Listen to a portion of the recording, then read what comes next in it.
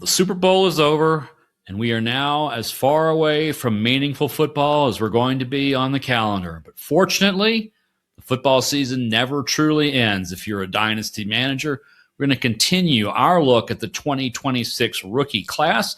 We're going to be joined today by my friend and Footballguys colleague, Mike Kashuba. He's going to talk about tight ends. He's going to talk about quarterbacks. He's going to talk about who is leading that class, who some of the sleepers are, and what you should do if you're a Dynasty manager who needs a quarterback, but you don't have the 101.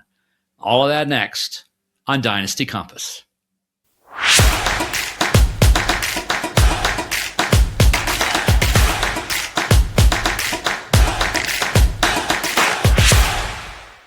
Welcome to Dynasty Compass. I am your host, Jeff Blaylock, the other Jeff B from Footballguys, and I'm thrilled today to be joined by my Footballguys colleague. You can tell from the black-eyed Joe on his hat, Mike Kashuba. Mike, welcome to the show. Thank you for joining me. Yeah, thanks for having me on. I'm excited to talk ball, and anytime you want to talk about football, I'm in. All right. I like it because I do like to talk about football. So that is a good thing that we share in common. We also share a fascination for rookies, and you've spent an awful lot of time. You've been really busy since the season ended, diving into the 2026 rookie class. You want to tell us a little bit about the little detail into what you've been up to?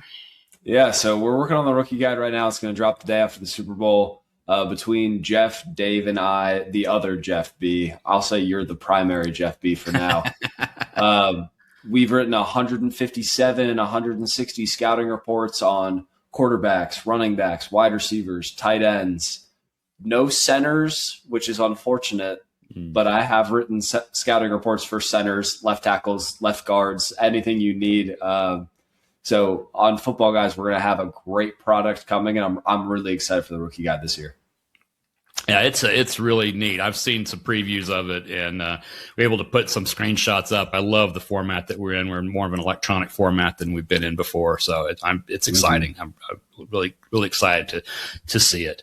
So you've been in terms of rookie evaluation. I know it's not your first rodeo with that. What is the process that you really go through when you've got a name, you've got somebody you want to get into? How do you go about that? Yeah, so I remember I started doing really written evaluations in 2022, 2023. And at that point, I was literally just watching football and trying to figure out, is this guy good? Do they move differently? And I try to go back to that as a driving factor. You can watch a couple of college plays after watching NFL plays, and you can look at this guy and be like, that's an NFL player. That one is different. Those two are different. Those, on different teams, you can figure out who those guys are. Over time, it's become a little more refined. So I did a scouting seminar with Lance Zierlein, who does a fantastic job for NFL.com. And he gave some of the front offices, they have physical cutoffs, what to look for at each position, where they're willing to bend.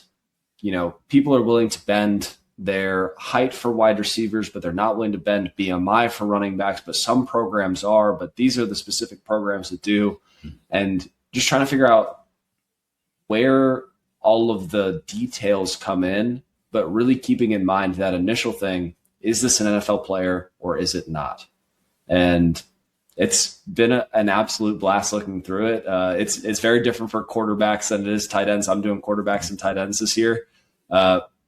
Scouting quarterbacks is witchcraft. I don't know if I've told you that before. You're looking at this dude, he's he has all the tools in the world. He's everything to set up for success, and he goes to the Jets. So RIP to him. Yeah. But no, it's been a blast specifically for tight ends. I'm just looking at how they move, what role will they have, and then for Footballguys, we're focused on fantasy. So you can kind of throw some of the blocking to the side, because I talked about on the Rookie Sleeper show on Fantasy Footballguys, you don't need the blocking. What you really need is a guy that can move, catch, be the next Harold Fannin, be the next Colson Loveland. Tyler Warren could block, but he got a lot of benefits from also being a fantastic receiver. So and that must be some bit of cognitive dissonance to be watching both quarterbacks and tight ends, since they're, of course, extraordinarily different positions with extraordinarily different skill sets and physical traits. So let's put you in the quarterback mold for a moment. What specifically do you really look for that says this guy is an NFL passer, he is starter caliber, or this guy is a perpetual practice squatter who's going to bounce from one team to another? What's really unfortunate for the quarterback position is a lot of it's one between the ears. So you're looking at guys that, how are they moving protections up front? Are they trusted to do that at the college level? Are they, calling can so they move to their second call and all of a sudden it's a run play instead of a pass play against a certain look? Like, you want to see guys that are able to do that. And then after that, which is unfortunate because from a scouting perspective, you don't get a lot of that. You just have to watch the play and see what unfolds. But then you just want to look at the tools. So regardless of level of competition, I probably weight this a little bit too much, but can you throw a 15 to 20 yard out? Can you throw outside the numbers, deep down the field? How's the arm strength? How's the zip? How's the placement? And it has led me to try and find some of the guys that have the tools to succeed. And then you need to go back to part one to figure out, will they succeed? And then you really need to go to part zero. Where did they land? Because if you land with Sean McVay, tell you what, he's going to teach you how to throw the ball in the right place. If you land with Aaron Glenn, you're going to have a bad time. So trying to find the tools with what you can find about the between the ears stuff from just watching tape. I have had the privilege of talking to some quarterback coaches from different college programs, and like, amazing people. All of them are rooting for their guy, but hearing how they talk about their players or what they have been voted for the intangibles, how are they off the field? How are their academics? Do they care about football? Do they want to do this? You can get a good picture of this guy moving to the next level, which leads me to maybe root for some guys a little bit more than others.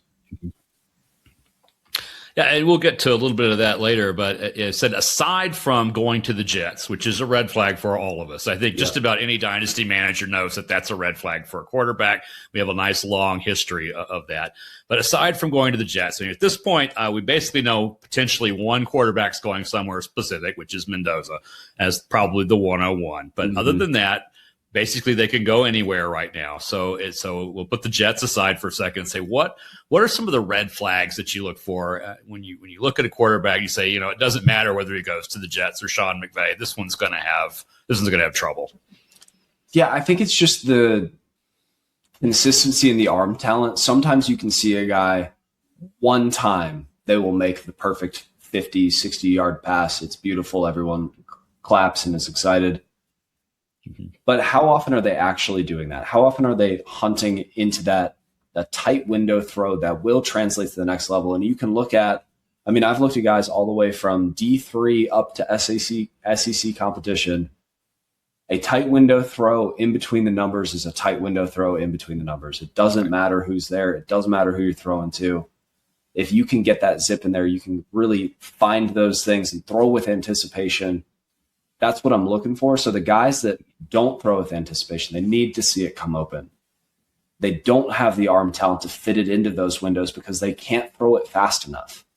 Like, we've seen it time and time again, like late career Peyton Manning was an outlier. And I think some people are going to say, oh, this quarterback might have a weak arm, but like they could be that. That was Peyton Manning after he was already a genius and had spent 20 years in the league.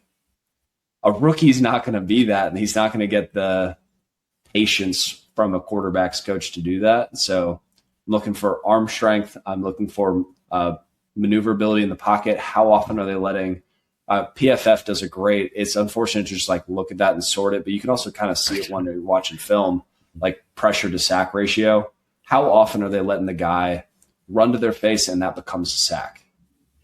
If it's too often, that means that they're not able to feel pressure, figure out where they need to go. Will Levis had a terrible pressure to sack ratio because part of me was like, man, he's just fearless. Right. Really, he was just clueless, which you have to find the line between those two.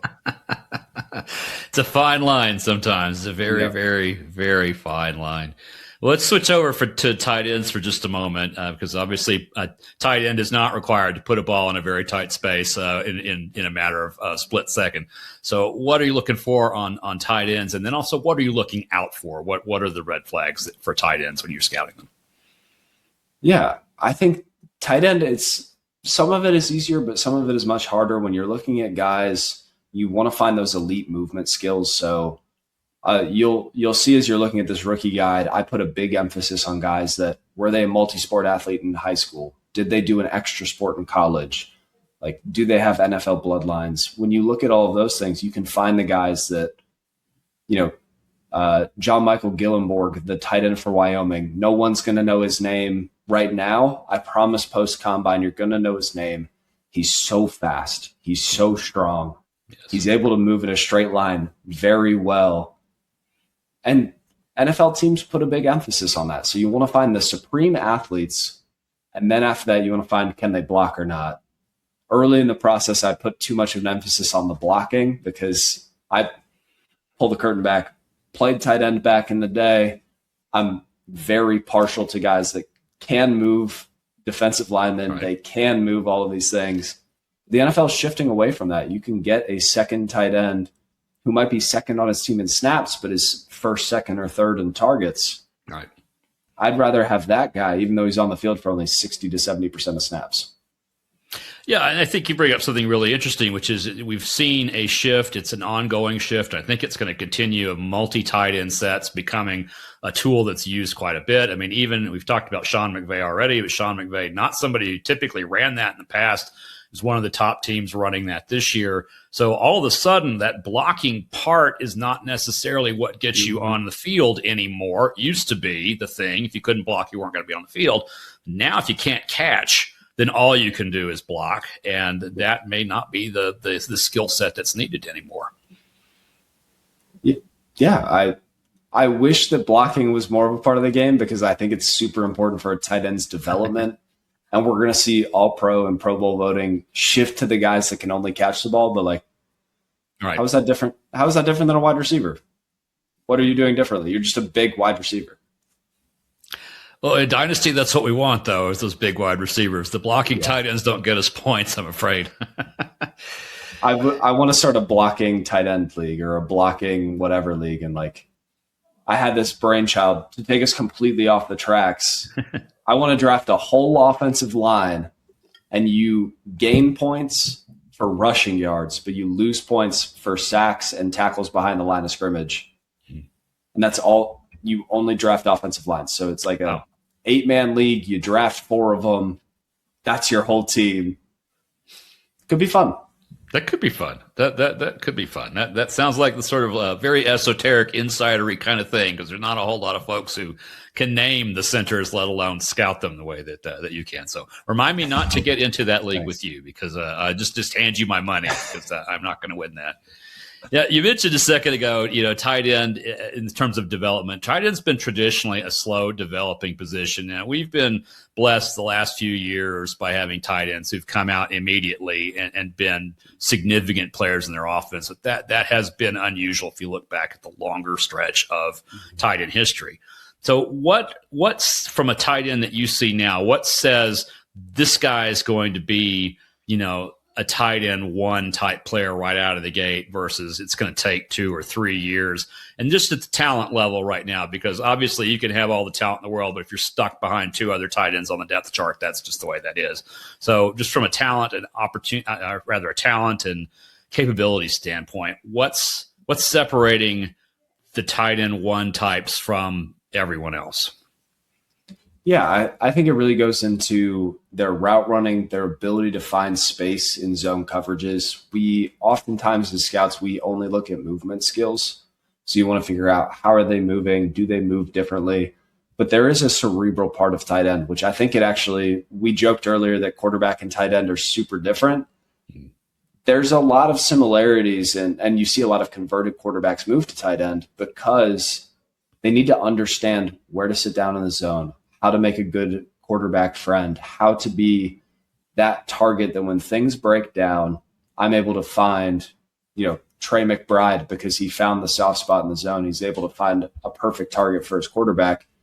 So I'm looking for elite movement skills paired with that spatial awareness. So that's why I put a big emphasis on, did they play other sports? Because if you play basketball, you're going to figure out where guys are on the court. When you're facing zone coverage, you're going to figure out where those guys are around you. You're able to find a good spot to present a good target. So are you looking for specific names here, or do you just want to hear the vibes? You could drop names, or we can get to them here in a little bit. Your flow is your flow, man. So just go. I truly, for the heart of me, I think Kenyon Sadiq, like elite mover, able to find soft spots.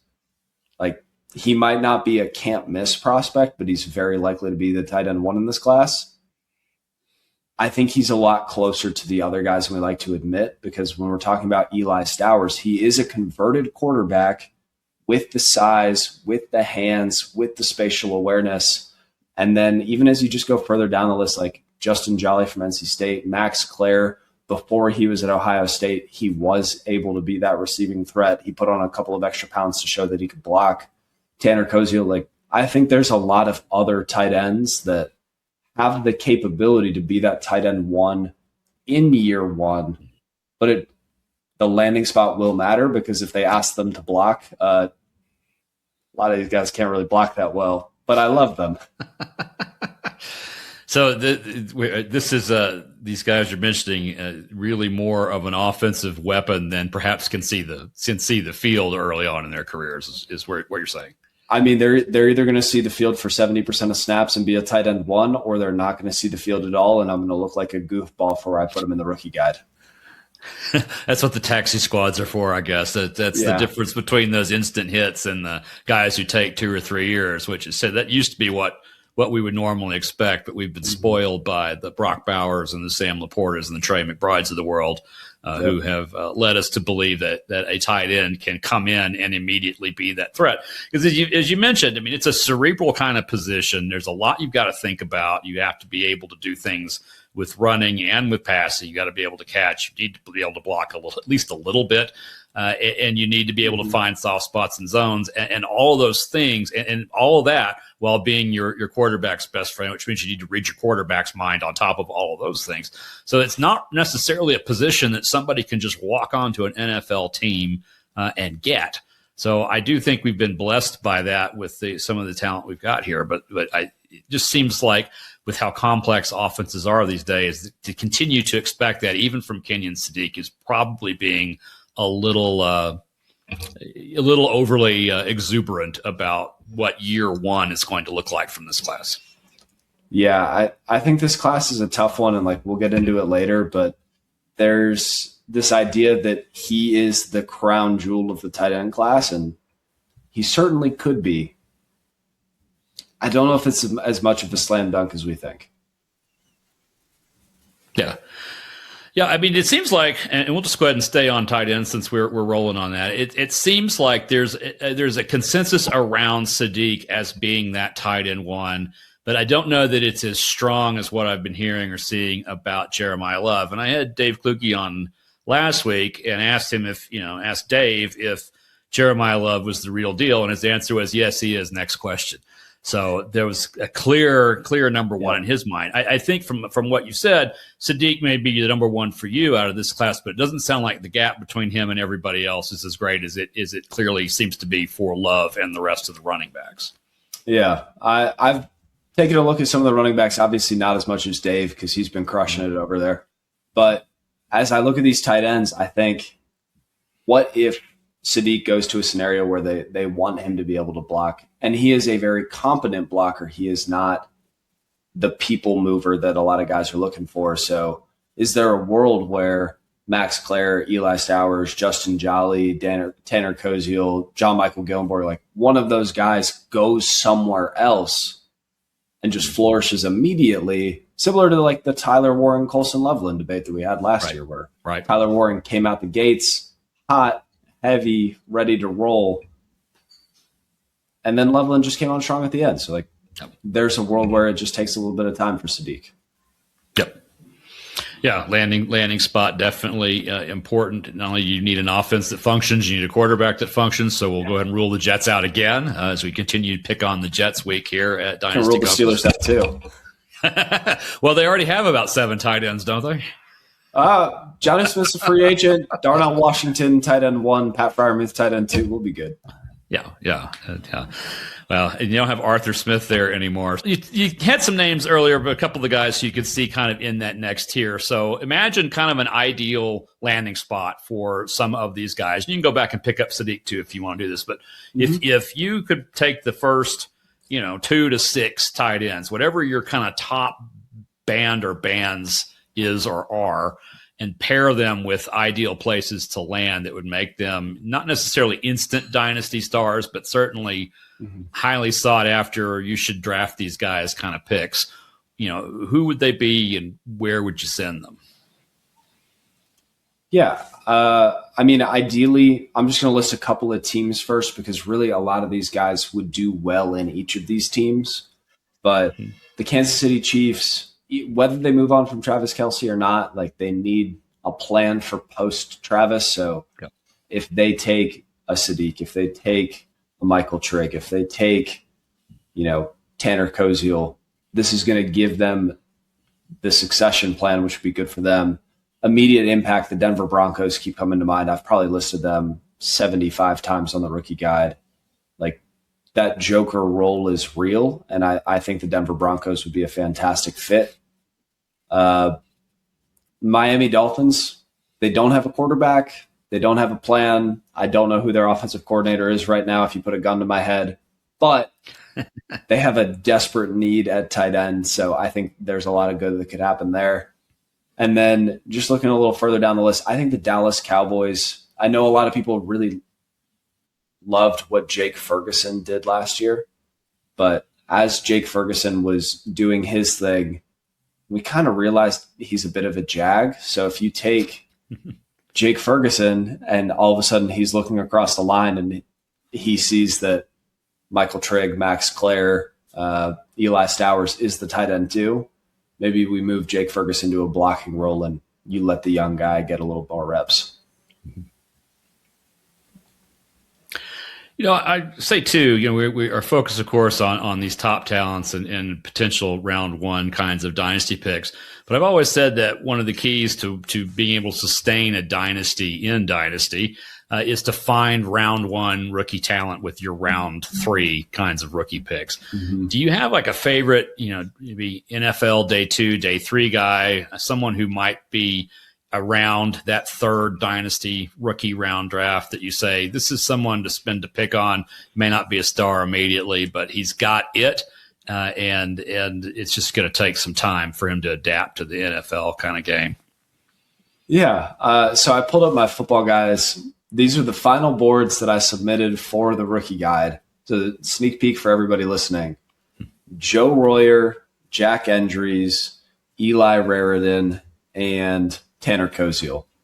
Those are all 3rd, 4th round picks that when I'm looking at them, they could go early to late day 2. They could go early to mid day 3.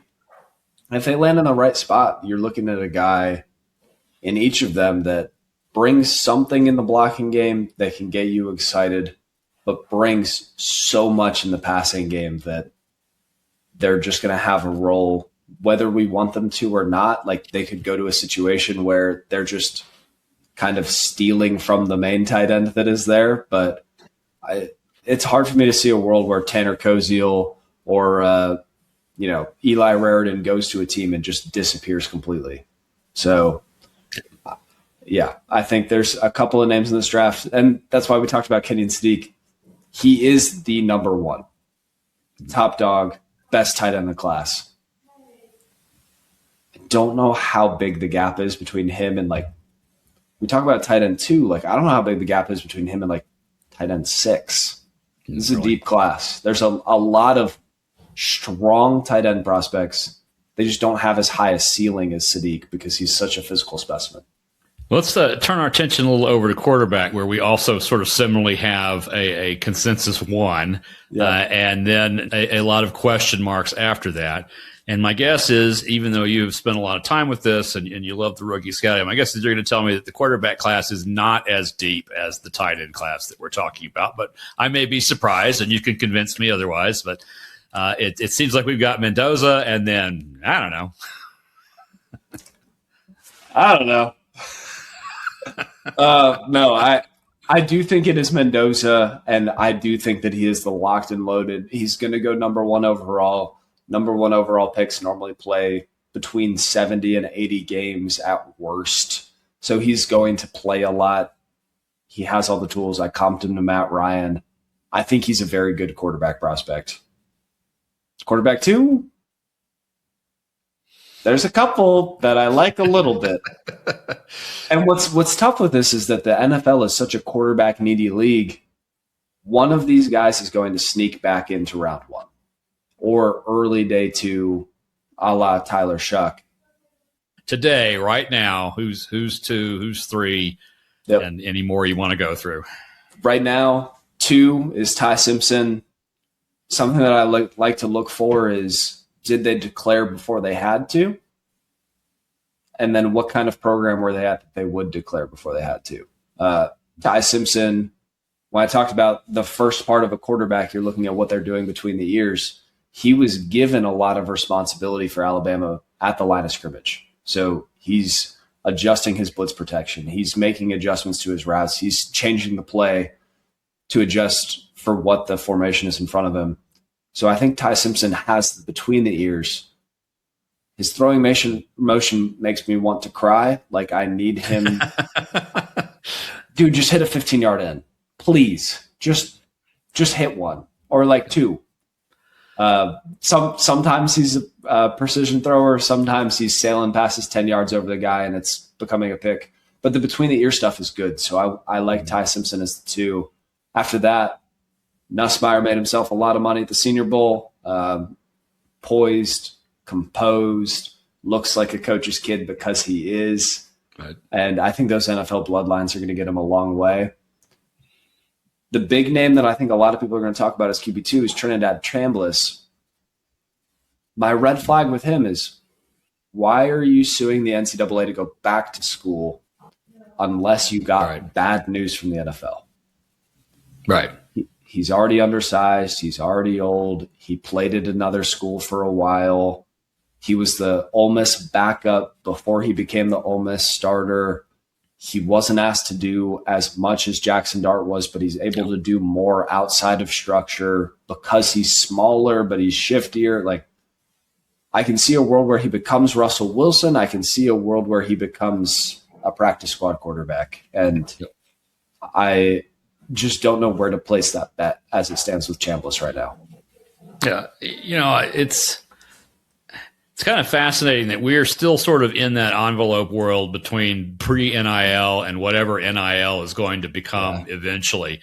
And on the one hand, I think it's tough on some of us because we have to wait on talent that would otherwise be entering the league sooner. But it seems like, at least with the quarterback position, that talent is going to be more NFL ready if they were in systems that allow them to be, those kinds of between the ears processors that you're really looking for. And it does strike me that kind of processing is a lot harder to teach than arm mechanics are. That arm mechanics may seem to be easier to fix than understanding how to read things.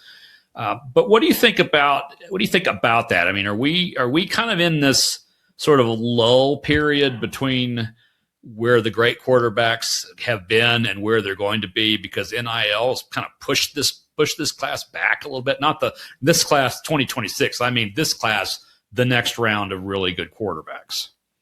Yeah, I think it's weird because 2026 had all of the makings of a good class. If you interviewed me 1 year ago, February 7th, we're ready to talk about the next year's quarterbacks, I would have been bright-eyed, bushy-tailed, excited to talk to you about Drew Allar, Cade Klubnik, Garrett Nussmeier, like all of these guys that are ready to take the next step.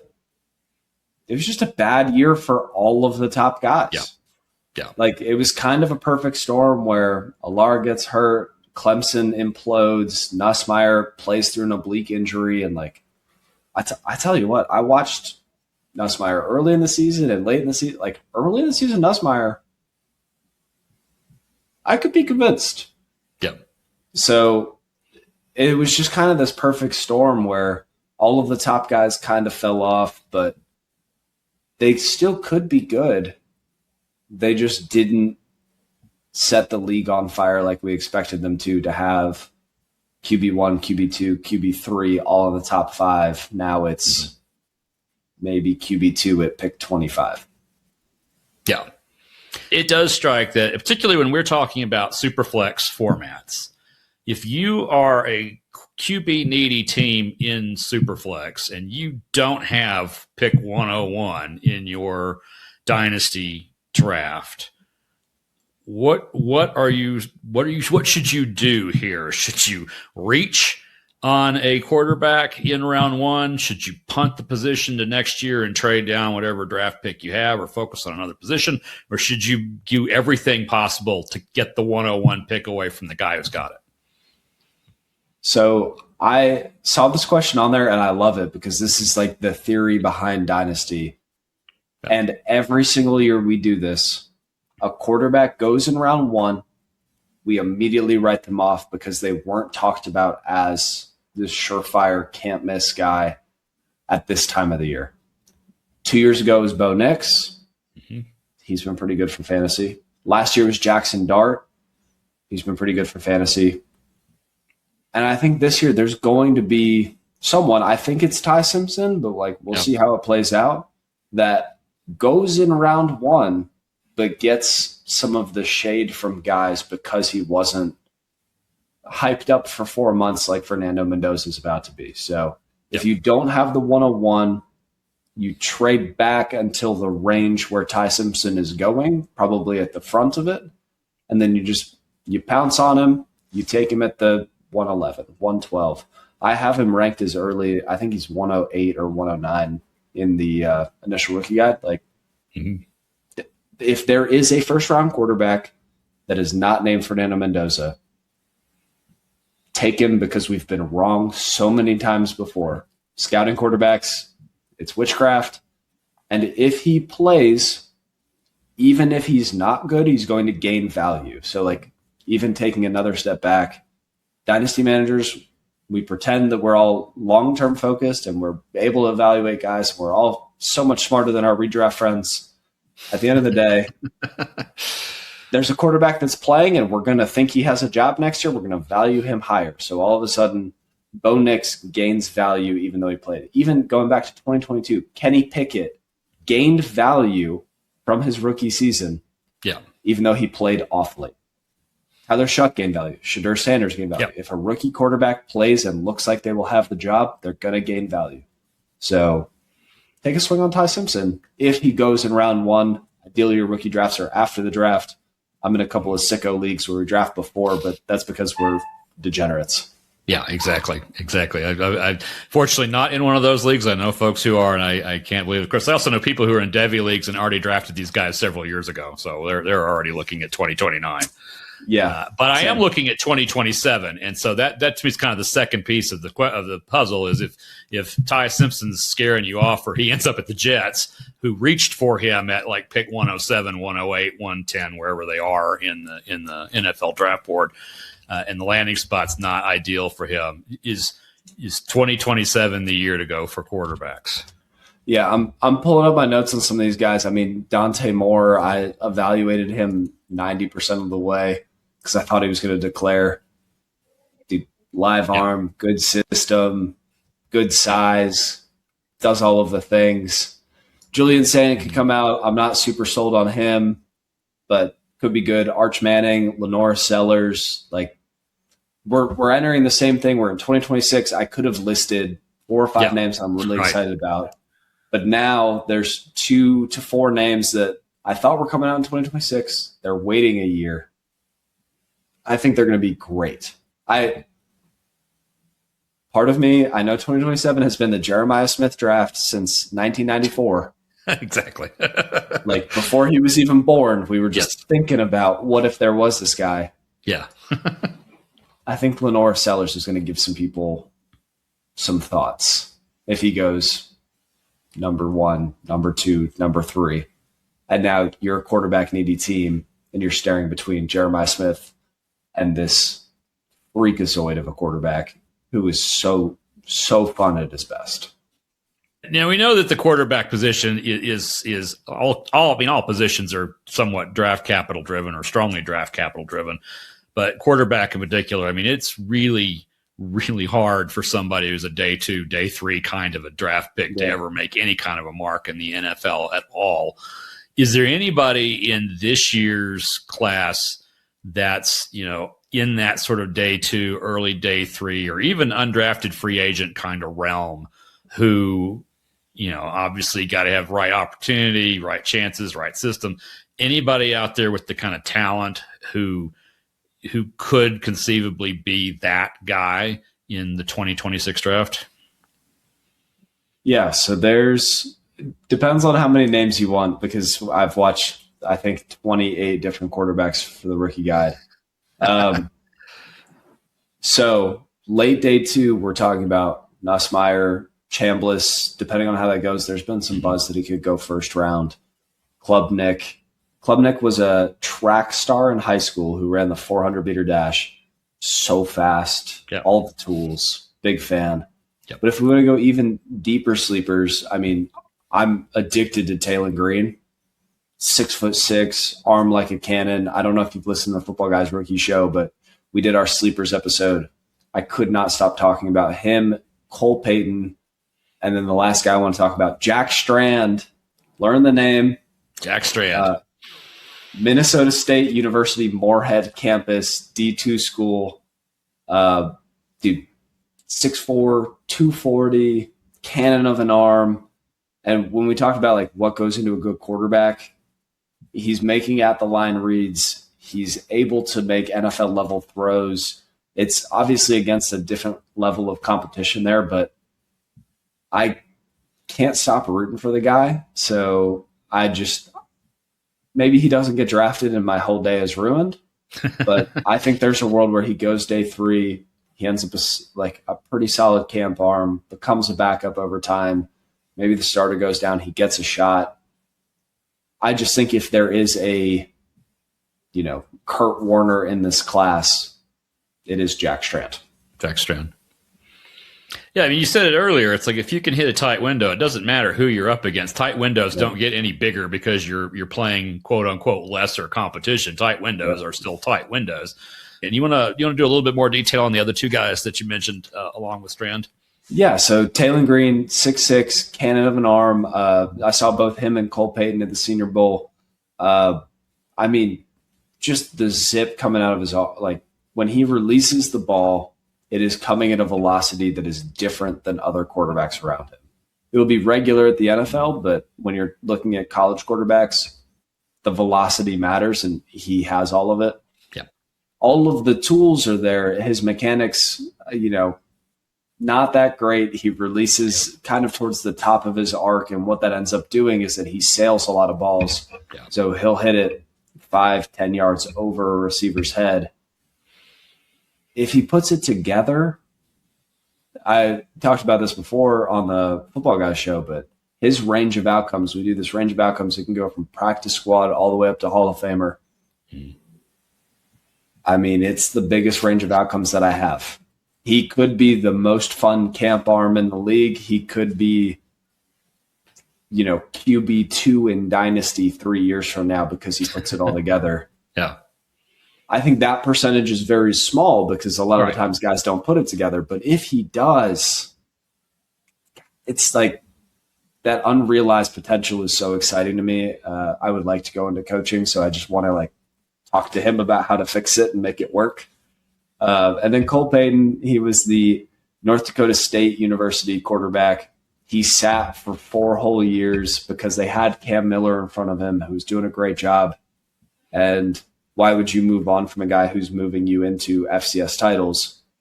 When he finally gets his chance to play, he sets the school record for both completion percentage and yards per attempt in the same season. Those of you that aren't super familiar with that, those are normally inversely correlated. So if you have good completion percentage, it's normally a low yards per attempt. If you have a high yards per attempt, it's normally a low completion percentage. And he set school records for both at the same time because he's throwing it in tight windows, because he has that arm zip, because he can make NFL level throws, and the FCS level wasn't ready for it. I comped him to Southpaw Baker Mayfield because he runs with the same like ferocity that Baker Mayfield does with some of the same arm talent in a little bit of a shorter package, but I think it could work. Just from their story alone, their background, something about their character, something about what they've gone through, adversity they've conquered. There's somebody that you said, if you could wave a magic wand over the NFL player pool and tap this one and saying, you're going to make it. Who's that guy and why is it that guy? Yeah, I mean, part of me wants to say Jack Strand, but I've already told you a lot of his story. Yeah. I'm sure the other Jeff B has talked to you about Tyron Montgomery, who just the way that he has gone about the game is so good. But I kind of just want to talk about DJ Rogers. He was the TCU tight end in a world full of NIL. He did not transfer, did not go anywhere else. He was like a top 4 or 5 tight end recruit in his class, and could have gone anywhere else in the country and been a focal point of their offense. But he stays at TCU. He stays behind NFL level tight ends. He finally gets a shot. The offense is a little thrown together, doesn't have the best season possible.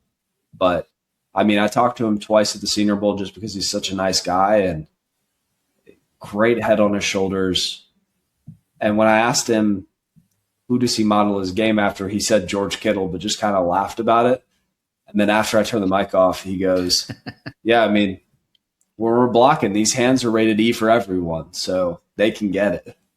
And just he brings this old school tight end mentality to the position that you don't see very often. A lot of these guys are wide receivers masquerading as tight ends, but DJ Rogers, he plays the position with a hard-nosed mentality.